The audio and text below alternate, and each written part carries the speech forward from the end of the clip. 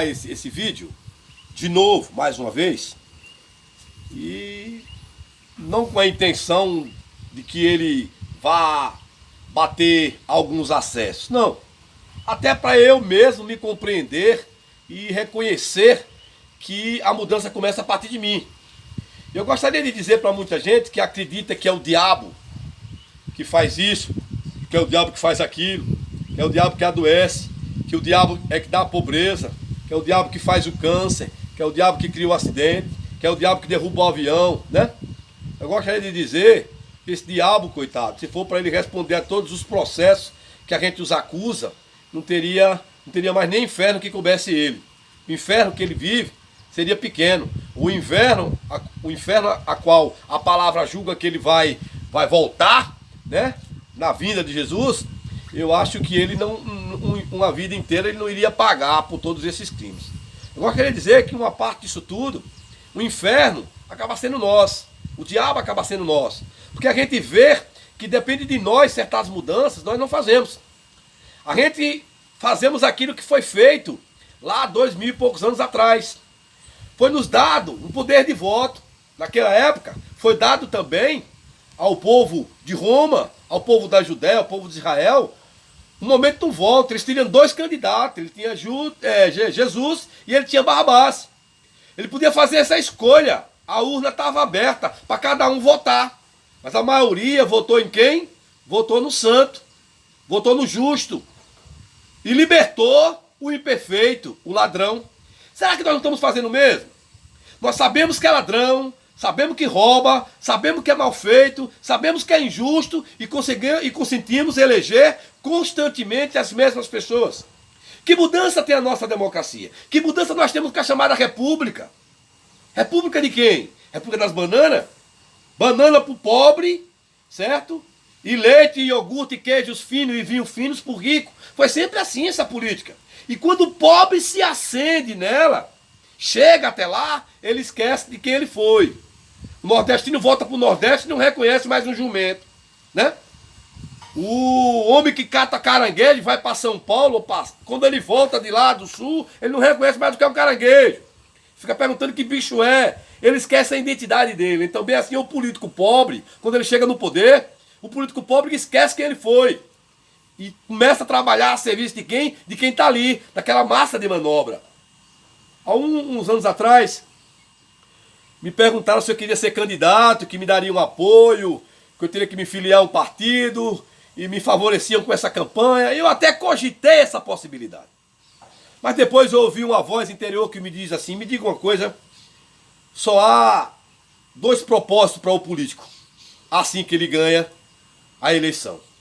Ou ele é ladrão, ou ele é conivente e se cala com aqueles que roubam e não denuncia aqueles que roubam, aquele que se abastarda do erário público para se favorecer, que aumenta seu próprio salário e denigra o salário do outro. Ninguém fala disso. Então quando ele chega lá dentro, ele fica igual aos outros. Então, para eu me transformar igual aos outros, né, porque o ser humano é um ser em transformação constante, ele está todo o tempo se transformando, né?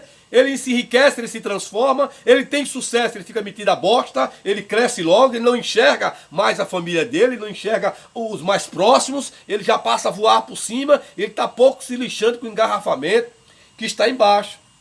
Engarrafamento esse que tem sido também colocado dentro das igrejas, que com essa fachada de colocar sempre o diabo, se exime da culpa, né? De falar a verdade, de declarar que o ser humano tem que operar no seu condicionamento às mudanças, se descondicionar do padrão de viver, que ele tem que gastar aquilo que pode, que o cartão de crédito é um braço do Satanás, que quanto mais ele compra, achando que ter é melhor do que ser, né? Quando a verdadeira igreja começar realmente a pregar o amor de Cristo, e o amor de Cristo ele é incondicional, o amor de Cristo ele vai para o gay, ele vai para a prostituta, ele vai para o preto, ele vai para o bandido, né? E a igreja faz essa separação, até nos bancos, até no seu púlpito, né? Então hoje o evangelho, ele está sendo hoje vendido por um preço e cada vez mais por um preço maior. As igrejas estão cada vez mais suntuosas, cada vez mais cheias de ouros, templos faraônicos, até tempo de Salomão tem aqui, né? Somos uma nação de quase 70 e tantos por cento de cristão, e de cristão que frequenta igrejas. E esses 70% ou mais que frequentam a igreja, que tem conhecimento da palavra de Deus, mudou o quê? Mudou o que? Injustiça, por exemplo. Aí você pega países da Europa que tem 1%, mas tem justiça. Então onde é que está a justiça divina de Deus sendo aplicado na justiça pelos homens? Aqueles que detêm a justiça. O nosso jurista, o nosso Supremo Tribunal Federal, a maior parte deve ser cristão. Cadê a justiça? Por que é que puxa para si? Por que é que puxa para a minoria e não para a maioria? Por que é que não equaliza, né, esse ponto de equilíbrio? Então, por que é que Deus não vem fazer, amado? Que é essa o meu encerramento da minha questão. Por que é que Deus não vem resolver a seca? Por que é que Deus não vem resolver a fome aqui no Brasil ou no mundo? Sabe por quê? Porque isso é um processo natural. E boa parte desse processo de fome e de pobreza é criado pelo próprio homem. E Deus lhe deu liberdade para ele tanto criar a pobreza como se desfazer dela. E se o homem dividisse parte do que ele tem, hegemonizasse aquilo que ele possui, que ele não vai levar nada, a pobreza acabaria no mundo. O que a gente desperdiça de alimento no Brasil daria para alimentar outra nação do tamanho do Brasil, com o desperdício que se tem de alimentos. Então, eu gostaria que você se atesse para a seguinte razão. Não procure Deus dentro de uma igreja. Não procure Deus na Bíblia. Certo? Que se você se colocar isso com exclusividade na sua vida, você vai perder a oportunidade de encontrar Deus no outro. Aí quando você encontrar Deus no outro, esse outro vai deixar de ser para você um único ponto de referência, que muitas vezes você se utiliza para se sobrepor a ele. Obrigado.